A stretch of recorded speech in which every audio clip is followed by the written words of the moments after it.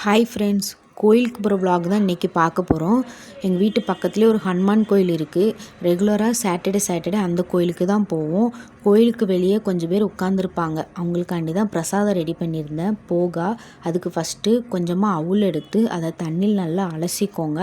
அலசிட்டு அதை ஒரு பெரிய பேப்பர்லேயோ இல்லைனா ஒரு பிளேட்லேயோ நல்லா காய வைங்க. 10 நிமிஷம் நல்லா காஞ்சதுக்கப்புறமா ஒரு கடாயில் கொஞ்சமாக எண்ணெய் ஊற்றி சீரகம், வேர்க்கடலை, பச்சை மிளகா, கருவேப்பிலை, கொஞ்சமாக மஞ்சப்பொடி போட்டு நல்லா எண்ணெயிலே வதங்க விடுங்க.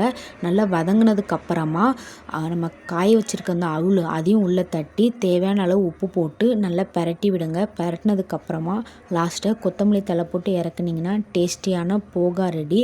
இது அவங்களுக்கு பிளேட்டில் கொடுக்க முடியாதனால என் ஹஸ்பண்ட் சின்ன சின்ன கவரில் அதை கொஞ்சமாக கட்டி அதையும் ரெடி பண்ணியாச்சு. ரெடி பண்ணிட்டு கோயிலுக்கு கிளம்பிட்டோம்.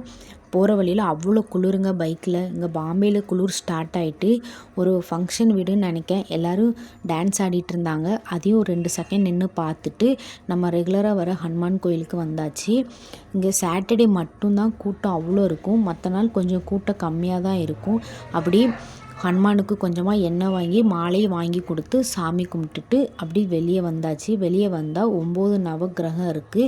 அதுக்கும் எண்ணெய் வாங்கி அதையும் சுற்றி சாமி கும்பிட்டுட்டு பக்கத்துலேயே ஒரு கிருஷ்ணர் ராதை இருக்காங்க. அங்கே போனாலே மைண்டு அவ்வளோ ரிலாக்ஸாக இருக்கும். எந்திரிச்சு வர மனசே இருக்காது. அங்கே உட்காந்து நல்லா ஒரு 10 நிமிஷம் சாமி கும்பிட்டோம்.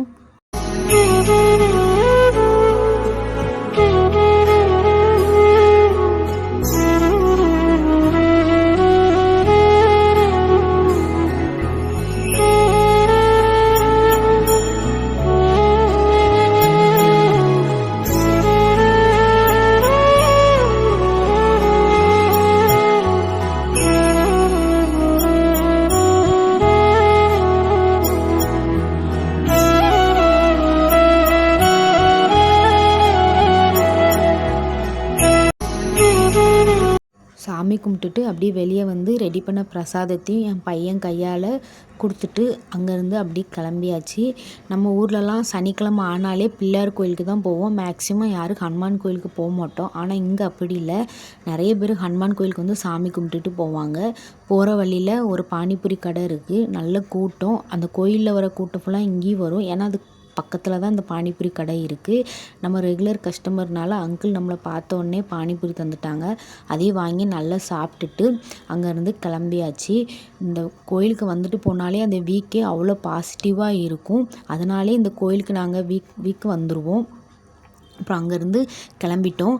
கிளம்புனதுக்கப்புறம் போகிற வழியில் ஒரு கரும்புச்சாறு கடை இருக்குது. அங்கேயும் கரும்புச்சாறு வாங்கி குடிச்சிட்டு என் பையன் கையில் ஒரு காப்பு போட்டிருப்பான். அது நல்லா பழசாயிட்டனால இங்கே குருத்வார் மந்திர்னு ஒரு இடம் இருக்குது. அங்கே தான் போய் அதை சேஞ்ச் பண்ணுவோம். நம்மலாம் உள்ளே அளவு கிடையாது. அவங்க மட்டும்தான் உள்ளே போவாங்க. கடையுமே வெளியே தான் இருக்குது. போடவே மாட்டேன்னு அடம் பிடிச்சான். கையை பிடிக்க வச்சு எப்படியோ போட்டாச்சு. ஓகே, vlog எண்டுக்கு வந்துட்டோம். என்னோடய vlog பிடிச்சிருந்தா அன்டாஃபில் கிச்சனை சப்ஸ்கிரைப் பண்ணிக்கோங்க. தொடர்ந்து எனக்கு சப்போர்ட் பண்ணுங்கள். Thank you friends.